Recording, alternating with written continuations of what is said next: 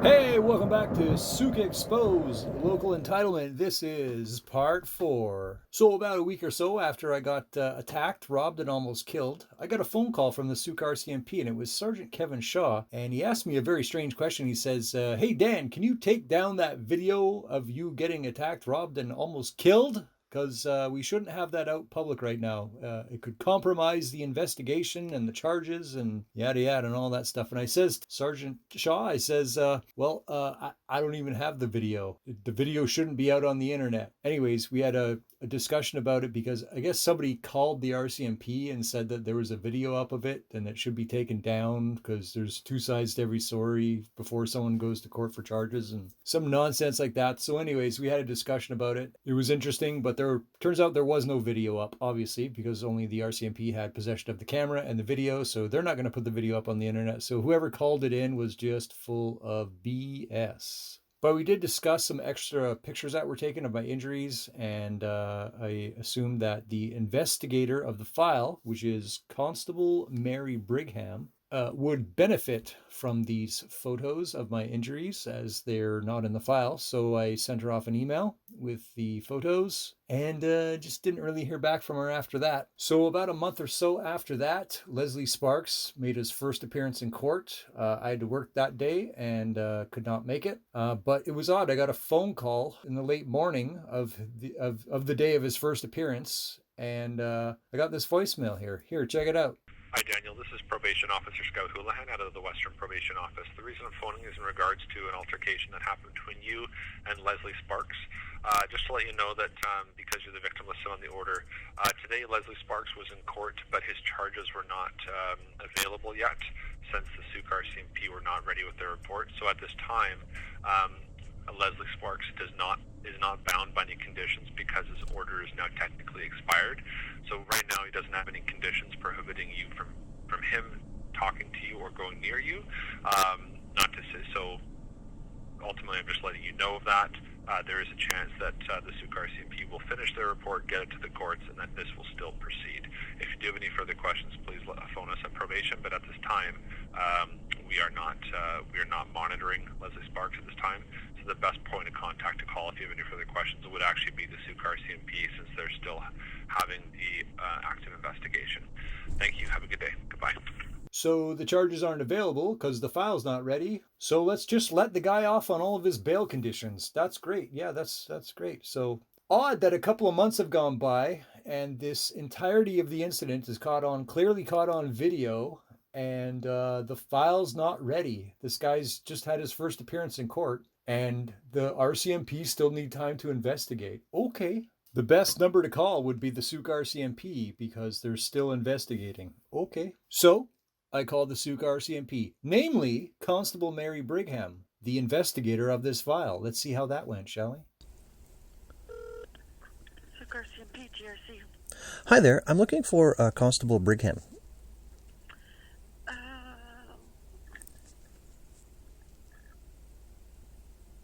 believe she's here. I just don't see her. May I ask who's calling? My name's Dan. Okay. Can I give her a little bit more information than that?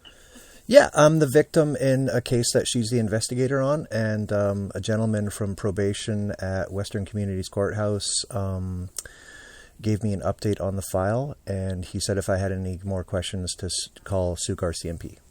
Okay, perfect. I'm just going to put you on hold, okay? Great, thank you. What's the file number? Do you know off the top of your head? By chance? Besides the 2022, it's... Okay, just a moment, please. Thank you. Thanks.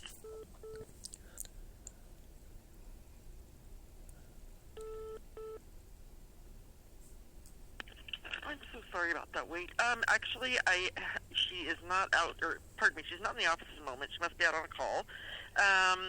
Is there a phone number I can have her call you back at? Sure, it's 250. Yep. And okay, I apologize, Dan. What is your last name, please? Okay, I will give her the message when she returns. Thank you so much. Thank you. Appreciate it. Bye. Bye.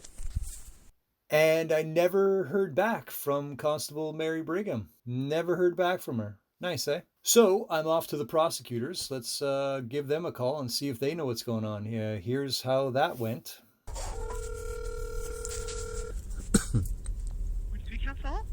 Hi, good morning. Looking to speak to Debbie Stevenson? This is Debbie. Yep. Oh, hi, Debbie. How can I help you? Hi, my name's Dan, and I'm a victim in a file there, and I just had a couple of questions. Okay, how can I help you? So I tried calling the RCMP to ask a couple of questions about this, but they never returned my call, so I thought I'd take a shot with you. So you sent me a form to fill out in just before Christmas, a victim impact statement form. That's right. And I'm just really, really curious because I follow a lot of criminal cases that are going through the system, and I noticed that the accused in this case, in this matter, was relieved of conditions in October. On this file, or? Yeah. Okay. Which I thought was odd because the charge is assault with a weapon. And sorry, you're thinking he was relieved in conditions? How do you know that, or what So do you believe that? somebody from probation, bailed probation officer from the Western Communities Courthouse called me, excuse me, on the accused first appearance date and said that the file wasn't called because the RCMP had said that it wasn't ready to move ahead with to lay a charge. Okay. And the gentleman that called me told me that because of this, the accused was relieved of his conditions, and if I had any questions about it, that I should call the RCMP, to which I've not got a response. Okay. Yeah, so right now there is an outstanding warrant for this person. Okay. And then usually what happens, I can't say that this is going to happen for sure on this file, but usually of what course. happens is once that person is either taken into custody, it'll get heard before a judge, and either they will remain in custody or be released on conditions, or the police may arrest the person and release them on conditions right then and there. Okay. So once the person is picked up, likely they will be released on some form of conditions. Okay. Yeah. Couple other questions. I'll try to be quick because I know you're busy.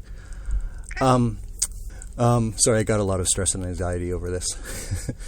Okay. There's a lot of things going on too. Like my spouse is really concerned about me making plans about summertime and stuff with considering what happened. Are you actually prosecuting this case, or will it be assigned to someone else? No, I'm a legal assistant within the office. Oh, okay. Because I was going to say there's a full video of the entire incident was captured on video. I'm just wondering if someone's watched it or not. Because my main question about it is, I understand why the accused is being charged with assault with a weapon, but what I don't understand is why isn't he being charged with anything that he did before the assault with a weapon. So I'm just wondering, is there a chance that somebody, a Crown prosecutor, is going to watch the video that the police have and then potentially add additional charges?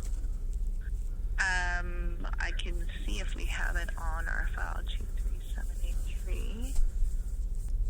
GoPro footage? Yeah. Yep, so our Crown would have reviewed that, and then they reviewed the file and laid the charge of assault with a weapon. Okay. So what I was wondering is if I could talk to somebody about that, because I just have concerns. Like if the charge assessment and approval is done, I'm just concerned why he's not being charged with the conduct before the assault with. Like I understand why he's being charged with assault with a weapon, but the things he did before, he's not being charged with.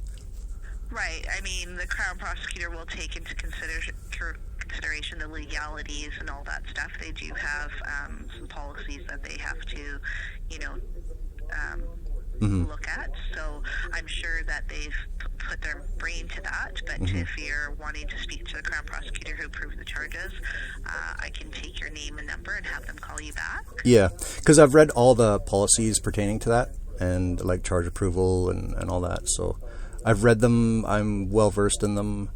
And I'm still kind of scratching my head as to why he's not being charged with the conduct previous to the assault with a weapon. But yeah, that would be great if you could put me in contact with someone to inquire. I'm not like upset or anything, Yeah, what's your phone number?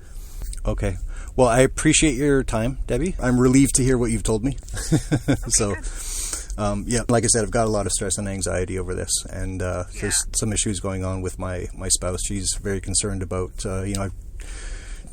telling her that, I've got vacation in summertime, and she's like, well, I hope you're not going out fishing anywhere, because that guy is going to kill you.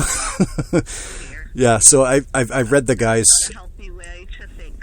Yeah, that's what I told her too. I said, I can't live in fear, and neither can you. But we've seen the guy's criminal record, and we know that he's got in trouble for things like firearms and stuff like that. So and lots of violent convictions, and yeah, it's just she's convinced if I go out fishing in the summertime, this guy's basically going to kill me just by looking at his criminal record. So I'm trying to put her at ease while trying to give you guys the space and time that you need to do what you need to do.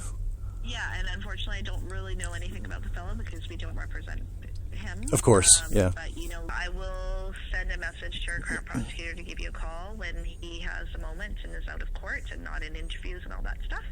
And then hopefully he'll be able to put your mind a little bit more at ease and give you some clarity. Okay, well, you have a good day. Okay, you too. Thanks for your time. I appreciate it. Okay, bye-bye. Take care. Bye. So, yeah, later that day, I did get a return phone call from the prosecutor's office. Let's hear how that went. Hello, Dan speaking. Steve Solomon from the Colwood Crown office calling. Returning your call. You called our office about the Sparks matter. Yeah, hi, sir. How are you? Good. How are you doing? Good, thanks. Good. Yeah. What can I do for you? Yeah, I was just talking to Debbie. I had a couple questions. So apparently I was I made some assumptions about the case.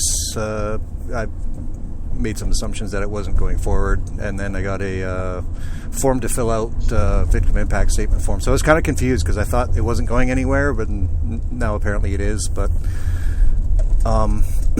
so one of the... I don't know where you got the idea it wasn't going anywhere, but there is a charge approved against Mr. Sparks. There's currently a warrant out for his arrest because he's not been found by the police. Yeah, that's what Debbie was saying. I was informed that he had a first appearance on October 13th, and somebody from the probation bail office there at the Western Communities Courthouse called me on that date, told me that the matter wasn't called before the courts because the RCMP weren't ready, and that Mr. Sparks was no longer on conditions. And as far as I know, nothing's changed. I've actually called the RCMP about it, and I've never heard back from them. That's why I was giving you guys a try. I don't see that he's ever been brought before the court. I mean, when a warrant is issued for somebody like this, it's because the police don't know where he is. The police do their investigation. They send in the report to us. In this case, it was me. I look at it. I approve the charge against him, and then I asked for a warrant to bring him before the courts. I'm just looking at the computer now on this, and I don't see that he's ever... I don't know what the October 13th date meant. I have no idea what that means. First appearance. I know what that means, but I just don't see that was the case here.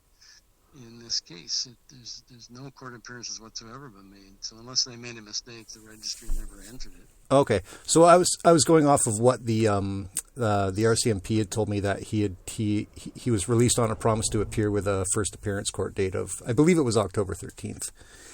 But when he's arrested and he's going to be released, he'll be placed on what's called a release order with conditions. Yeah. That will include not to have any contact with you and not to go to your place of residence, workplace, etc. Right. Type of thing. Yeah, unfortunately, nothing's going to move forward on this until he is arrested or he turns himself in. Yeah, of course. Yeah. But I just... No idea where this fellow is. I guess you haven't come across him in the meantime.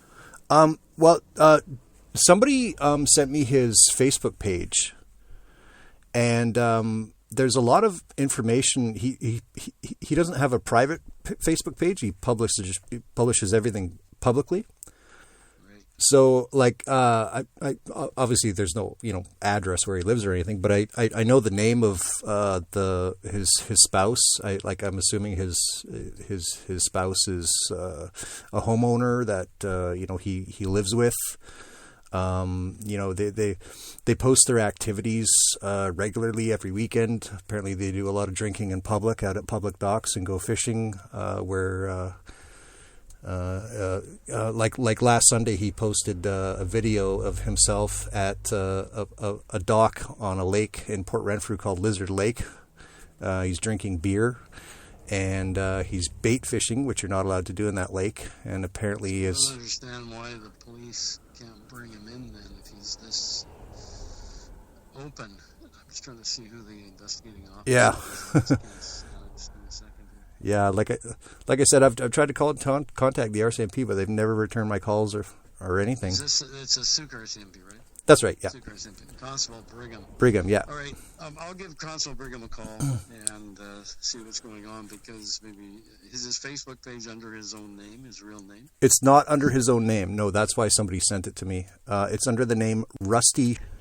Well, I'll pass that on to Constable Brigham, because if he's out there, they need to bring him in. Yeah, it seems to me he's just posting like he knows nothing about what's going on, like he's clueless, because he's not trying to hide himself. I mean, it is under a fake name, but like I said, he's publicly posting his picture, where he's at, what he's doing. His wife, Yeah, exactly. his wife is commenting on it. He's posting pictures with his kid. But the main question I had was I understand why. I'm assuming you saw the video. I did, yes. Okay, see, I haven't seen the video. A few months ago. Okay. I remember seeing it. A lot of it has to do with you casting a line out into the water, and then he sort of comes into view. There's some interaction with you, Yeah. which appears to be fairly friendly. And then at some point it turns the other way, and it shows the end of it where he assaults you. He picks up a piece of driftwood, it looks like, and whacks you with it. Yeah. See, I haven't seen the video, and I kind of, my memory's a little fuzzy on it, but from what I remember, when he first came to shore, he threw my fishing net in the ocean because he was angry that I wasn't from there. Yeah, there was something in which not being a fisherman or anything like that, I couldn't quite pick up how what the dispute was from his point of view. And also a lot of it on the video, he's a distance from you. Yeah. So everybody can clearly hear what you say. And I'm going on what I remember from like 3 months ago or whenever I looked at this. Right. That you don't hear him anywhere near to the same extent until he gets closer to you. Right. Yeah. So I couldn't quite figure out, well, what's his beef? What's going on there? Oh, yeah. But it doesn't really matter. Because he assaulted you, right? There's also, I know this is going to kind of sound a little, off the chart for you. But I mean, this is just what I know from reading sections of the criminal code where the section for robbery, there's a subsection C in robbery, where anyone is guilty of robbery if they assault someone who's trying to steal something from them. And that's what he did. When he starts coming at me, he says, "Now I'm going to rip your GoPro off."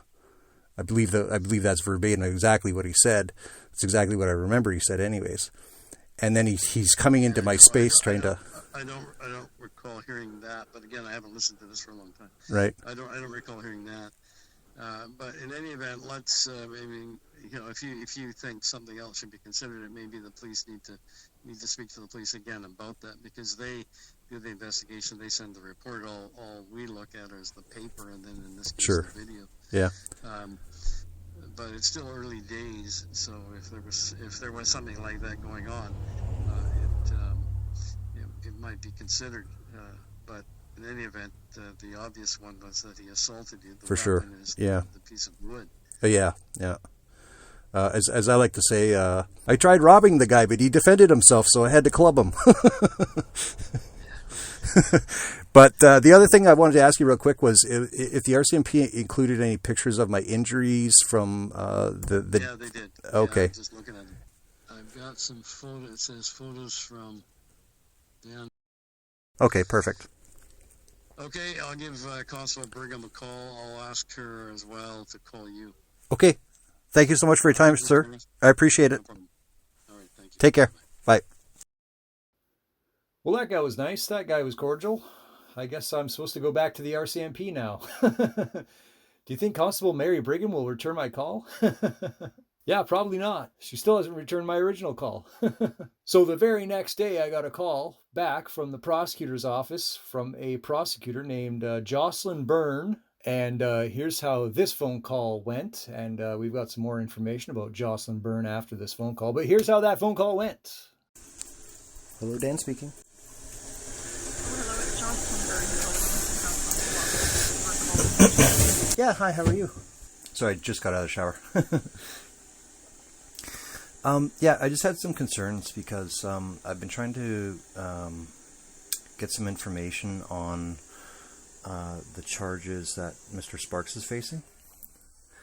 And I keep getting told to contact the police, and they never call me back. I think you know he's charged with assault with weapon. Yeah. That's what he's charged with. Okay, so my concern is I'm just wondering why he's not charged with anything before the assault with a weapon. Have you seen the video? Yes, I have. Oh, okay. He's charged with assault with weapon, so those are the charges the Crown has approved. Yeah. So, again, I'm just concerned with him getting away with the offenses that he committed before the assault with a weapon. I'm just wondering why he wasn't charged with anything. Well, it's an assault with weapon. That's what he's charged with, and that's what the evidence supports. And there's no other charges that we're going to be adding. Okay, so he's just going to get away with the other offenses? Is that... What other offenses? Threatening to take your GoPro camera? Well, the first thing would be, if you watch the video, first thing he does is he comes to shore and he throws my fishing net in the ocean. Okay, so he's charged with assault with weapon. That's the only charge that he's going to be charged with. So wow, that's all. Okay, so you're not. He's getting away with anything. He's being charged with assault. Okay, so you're not going to hear me out? Hearing in court. No, because I've reviewed the evidence, and so has the Crown to approve the charge, and we're not going to be charging him with throwing things in the ocean. Or the main offense is the assault with weapon. That's what we're charging. He's next appearing in court on March 23rd. Okay. I guess no one's going to hear me out then. I haven't even made a statement to the police, so. Well, but I guess we don't need any more information from you because you captured it all on the video. So we have everything there. The judge will be able to review everything. And the serious incident that happened, and the thing that is worthy of being prosecuted is assault with weapon. So that's a very serious charge. He's not getting away with anything. He's charged with assault. Well, he is actually. If you take them a couple of minutes to hear me out, you might understand this. Debate it with you. I'm not debating it with you. Well, no, you can't. You're not going to listen to me. you can't debate it. You're not going to listen to me. Your opinion on what additional charges should be laid, I don't want to listen to that. So it's not like I'm not wanting to listen to what you have to say. I don't want to hear your opinion on what additional charges should be laid because we're only charging him with assault with weapon based on the evidence. Obviously, yeah. There's nothing more you need to do. You don't need to give any statements to the police. You don't need to be concerned. Wow. It's quite significant that he's charged with assault with weapon. Wow. That caused injury to you, and that's the charge that will be going. Wow.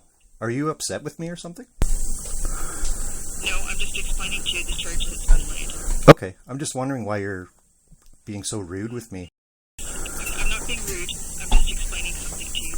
No, you're being completely rude. So I think Absolutely, you're being rude. Mr. Yeah, I think that's a good idea. I think that's a good idea because I'm not getting anywhere with you. You're not even going to listen to anything I have to say. You're being completely rude and unreasonable. So yeah, let's end the conversation then. Okay, thank you. Yeah, have a good day. Oh, wow, eh? That's Jocelyn Byrne. So Jocelyn Byrne makes just under $200,000 a year, taxpayer funded. You think for an annual salary of about 200 grand, we could get a little bit more work out of Jocelyn Byrne, don't you think? Maybe? Now here's an interesting article from Victoria News. I found it's Jocelyn Byrne is mentioned in here as the prosecutor. And this is about a criminal case, a criminal matter where some guy was defrauding people, doing like renovations on their homes and taking deposits and then doing very little work or not showing up at all. And this is what Jocelyn Byrne had to say to the judge about the accused. Says here, quote, every victim who met Mr. French, the accused, despite him being covered in tattoos, said he seemed like a very nice guy and people liked him, Byrne noted. So this is a typical role of a prosecutor in a court of law here, where they're just throwing as much mud as they can and hopefully some of it's going to stick, you know. So here's what she's relying on to get this accused person, Mr. French, convicted. She says to the judge that every victim that met the guy thought he was nice despite being covered in tattoos. Hey, does anybody out there watching this video have a tattoo? Do you have more than one tattoo? Are you half covered in tattoos, or are you covered in tattoos? Because if you are, that can be used against you in a court of law, according to Jocelyn Byrne. Yeah, according to Jocelyn Byrne, not only could you be convicted of a crime, but you could also get a harsher sentence if you do get convicted of that crime because you're covered in tattoos, right? That's basically what she's telling the judge, right? People that are covered in tattoos, you know, if you meet someone like that, they're obviously not a nice person. They're obviously a criminal. They're obviously going to try to defraud you, right? That's what she's saying, right? Anyways, I thought it was really interesting, the phone call that Jocelyn Byrne and I had. Luckily, it was recorded. And I thought, hey, why don't I make a complaint that's not going to go anywhere? Usually I don't make complaints against the government because they never go anywhere and they're just a waste of my time. But I thought, well, you know, I'm documenting and exposing all this. I might as well do it, you know, just so I could say I did it. So everyone can't say, you didn't make a complaint. You didn't make a complaint that's not going to go anywhere? No. So anyways, I'm going to make a complaint that's not going to go anywhere. So I contacted somebody and they said, contact this guy. His name's Joel Gold. Joel Gold. As good as gold. So I sent Joel Gold an email here about my complaint about Jocelyn Byrne. Here it is. And of course, as per usual, Joel Gold never got back to me. Never heard back from Joel Gold. So we know how far the complaint went. Yeah, another pointless complaint. Yeah, that's time well spent there, Dan. Anyways, if you have a tattoo or some tattoos, or you're half covered in tattoos, or you're covered in tattoos, maybe you want to voice your displeasure with Jocelyn Byrne. So here's some contact numbers. You can ask for Jocelyn Byrne, and maybe you can talk to her and ask her, why is she trying to get somebody convicted of fraud or a harsher sentence for fraud because they're covered in tattoos? Like, why would you, why would you do that? What's the point of that? Is being covered in tattoos a crime? Anyways, good luck with her. Now this is interesting. One of Leslie Sparks' buddies here, Mr. Kotanko, sent me Leslie's Facebook account. He doesn't have it under his real name, of course, because, anyone who's got prior convictions of assaulting their spouse, threatening their spouse, and has a conviction for something that has a publication ban, which we all can assume what that is, you wouldn't probably want to put your real name out there on the internet for people to find you. So he's got a fake name for his Facebook account. First name is Rusty. We won't go into the last name because I don't want to send people to his Facebook account so you can harass him and then he can, look bad on me and, it's all my fault, right? I started it, right? So, but we know this is Leslie's Facebook account because he posts pictures of himself and his kid and his elderly wife. And posted in his own cover photo is his stupid inflatable pontoon boat. And he posts pictures of him and his kid and his elderly wife going fishing. Wait a sec. What are they doing? According to Leslie himself, they're fishing at Lizard Lake and Fairy Lake, which I thought was kind of odd that they're bait fishing at Lizard Lake and Fairy Lake because there's a bait ban imposed on both those lakes. See how these fishing rods are just stood up, kind of held in place? That means that there's a fishing line going out to the bottom of the lake with some bait on the bottom, or possibly floating up from the bottom. And the only way you're going to catch fish doing that is if you're using bait. And here's one of the fish they caught in Lizard Lake and Fairy Lake doing bait fishing. Here's his kid holding up a fishing rod, bait fishing. Yeah, his elderly wife even commented, said, we limited out. Now, most lakes in Region 1, which is Vancouver Island, in the province of British Columbia, if you're fishing for trout, most lakes you're allowed to keep for a day. And as you can see in Lizard Lake, the daily quota is 2. And in Fairy Lake, the daily quota is 1, depending on the size. So if they're bait fishing in 2 different lakes that both have a bait ban, what do you think the chances are that they're taking too many fish, right? When she says that they limit it out. If they didn't read the rules for the lakes and they're bait fishing, which they're not allowed to do, what do you think the daily quotas on those lakes are going to be? Probably 4, right? Because that's what googans do, right? Poaching googans. Yeah, let's go do some bait fishing and limit out in lakes that you're not allowed to go bait fishing and might have only daily quotas of 1 or 2 fish. Nice going, you dumbass poaching googan. And if we look further into Leslie's Facebook page, we see that he's an obvious alcoholic, and he loves being an alcoholic. It's like the best part of his life. All in all, you're just another brick in the wall. And according to one of his friends, Chrissy, he's overdosed a bunch of times, and he didn't deny it. Nope, didn't deny it. So when you hear me call Leslie a drunk drug addict, you know I'm telling the truth. You know that's true. That's not something I'm making up here. Here's something interesting he posted on his Facebook page. It says here, driving down the road, I saw my ex. It's funny how, quote, I'd hit that, unquote, changes meaning over the years. Now, this is interesting. A guy who's got convictions of assaulting his spouse, threatening his spouse, and he's convicted on something that has a publication ban, which we all know what that is. Here he is making fun of hitting and potentially killing his ex-spouse with a car. That's interesting. Here's a little thing he posted.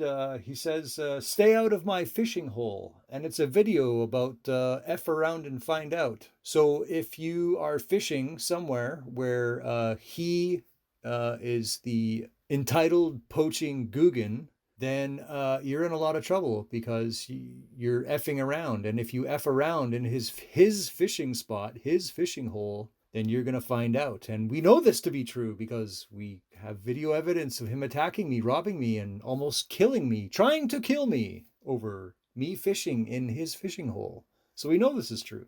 So yeah, guys, stay out of his fishing hole. Because if you don't, that's effing around, and you will find out if you do. Here's another interesting post from his Facebook page. It says here, the worst day of fishing beats the best day of court-ordered anger management. And he posts in this, he says, Court Thursday, LOL. Now here's something really interesting. Leslie's buddy here, Mr. Kotanko, says, just want to know what a braking instrument for a coin device is in 06, LOL. So what he's talking about is he had the opportunity to view his buddy's criminal record, which I posted because it's all public record. And of all the things on Leslie's criminal record, including unlawful possession of firearms ×2, lots of violent crimes, theft, assault against his spouse, uttering threats against his spouse, and something with a publication ban, which we can all assume what that is, and think we all know what that is. Out of all of Leslie's criminal record, Mr. Kotanko is only curious and wants to know what the least serious crime he's had to plead guilty to. Odd, he doesn't ask his good buddy Leslie, hey, what's up with assaulting your spouse?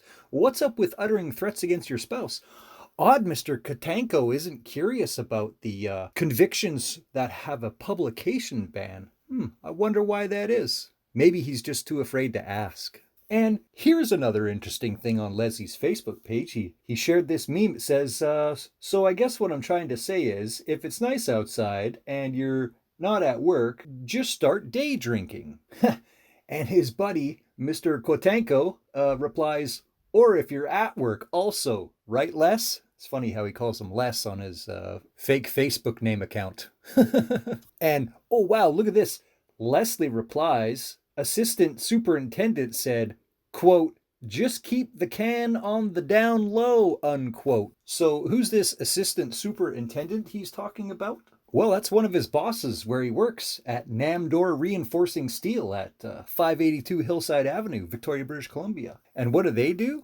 Oh, they build foundations for buildings. So the assistant superintendent at Namdor Reinforcing Steel tells one of his employees, Leslie, just keep the can on the down low. You can drink on the job all you like, I guess is what he's told Leslie. Can you imagine a company that builds the foundations of buildings and other structures where the assistant superintendent just tells the employees that do all the work, it's okay to drink, just don't let anyone see you're doing it. Do you think that's a good idea? Or do you think that's a bad idea? It's interesting. And now, since Sooke RCMP have finally investigated the video and finally put out a warrant for his arrest and finally got the one charge approved, we finally got some court dates in early 2023. So there was an arraignment hearing where Leslie Sparks has to plead guilty or not guilty, and I had the opportunity to go see that, and I did, and he didn't plead guilty or not guilty. The judge asked him if he had a lawyer. He said, no, I don't have a lawyer, but I'm trying to qualify for legal aid. That's the free lawyer, commonly referred to in the USA as a public defender. And he tells the judge that he doesn't have ID, so he can't even apply for legal aid. So he's trying to get his ID, and then he can apply for legal aid. And so the arraignment hearing was adjourned for, I think, 30 days or something like that. And it was odd because as I'm leaving the courthouse, Leslie Sparks gets in a white pickup truck and drives away. And I thought, how can he drive away with no ID? So he's obviously lying to the judge about this whole, I don't have ID and it's taken me a while to qualify for legal aid. So that's obviously a bunch of BS right there. But it's interesting. And I found out shortly after that, according to his Facebook page, that he had 2 custom t-shirts made up to mock this proceeding, to make fun of this proceeding, to poke fun at his criminal trial. Anyone know how much it costs to get 2 different custom shirts made up and then have a bunch of copies made up for your friends to buy? Anyone know how much that costs? Because Leslie can't afford his own lawyer. So it sounds like the taxpayers are going to be on the hook for his lawyer. But here he is getting custom t-shirts, 2 different custom t-shirts made up to mock this proceeding, to poke fun at it. Interesting, eh? And lastly, I found another interesting thing on Leslie's Facebook page. He's got multiple posts like this where he posts his weekend breakfast. He says here, ribeye steak, sausage, bacon, 4 eggs, hash browns. I love weekend breakfast. Oh my God. Ribeyes up here in Canada, they're like $20 a piece. Wow, you're looking at like a $40 breakfast here. It's amazing. This guy can't afford a lawyer to deal with his own stupidity, and the taxpayers are probably going to have to pay for it. But he can get custom shirts made up, and he can have a $40 breakfast. But he can't afford a lawyer. You guys, the taxpayers, are going to have to pay for that. That's interesting. Well, that's going to wrap up part 4. Part 5, we're going to go through some court transcripts. I'm still waiting on them. I ordered them a little bit late, but apparently now when you order a court transcript, it has to go to the judge so that the judge can approve it. Can you imagine a public hearing, public records, public documents? The judge has to approve it after you've ordered it and paid, a few $100s for it. It's going to be interesting if I pay for this. A few $100s for this court transcript, and let's say the judge doesn't approve it. Then what? Do I get my money back? Don't think so. So that's interesting. So stay tuned for part 5. But stay tuned, there's more videos coming. Thanks for watching.